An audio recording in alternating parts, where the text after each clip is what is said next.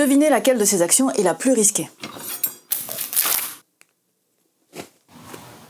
Il y a peu de chances que vous ayez choisi le téléphone. Les téléphones, comme la plupart de nos appareils à batterie aujourd'hui, contiennent des batteries lithium-ion. Elles sont testées, retestées et hyper fiables. Mais évidemment, comme toute technologie, elles peuvent avoir des défaillances. Par mauvais usage de notre faute, mais aussi par simple défaut de fabrication. En cas de défaillance, la batterie peut entrer en emballement thermique. C'est une montée rapide en température qui peut provoquer de la fumée, une explosion ou un incendie. C'est rare, heureusement, mais ça arrive. Et des fois, c'est parce qu'on a été un peu nonchalant avec notre téléphone. Prenons cette mousse au chocolat par exemple. Intuitivement, on sait qu'on va pas la mettre trop au soleil, sinon ça va dégouliner, non, ça va plus aller. Et on la mettra pas non plus au congélateur, parce que sinon ça va être trop dur pour être mangé. On connaît sa plage de température idéale, et on la respecte. Pour les batteries, le problème c'est qu'on n'a pas cette intuition de plage de température. Alors je vous la donne, idéalement visée entre 15 et 25 degrés Celsius pendant que vous le chargez. Quand vous l'utilisez, ça peut aller de 0 à 45 degrés, et au-delà de 45, là la chimie peut s'emballer. Et faites attention parce que 45 degrés, c'est vite arrivé en été. Et ça vaut pour n'importe quelle batterie au lithium. Le téléphone, les écouteurs, la perceuse, un vélo électrique, une montre, une brosse à dents électrique, et j'en passe. En dehors de ces températures, c'est la chimie de la batterie qui est perturbée. Et on augmente nos chances d'un mauvais fonctionnement. Et si on ajoute à ça l'utilisation de chargeurs inadaptés ou des batteries un petit peu louches, on augmente encore nos risques. Alors voici un petit résumé des bonnes pratiques. Toujours utiliser un chargeur adapté et de qualité. Ne pas laisser brancher toute la nuit. Éviter les températures extrêmes. Vérifier que la batterie n'est pas gonflée, endommagée ou anormalement chaude. Et au cas où l'emballement se produit malgré toutes ces précautions, parce que ça peut juste être un défaut de batterie auquel on ne peut rien. Évitez de charger vos batteries sur des surfaces molles, inflammables, comme par exemple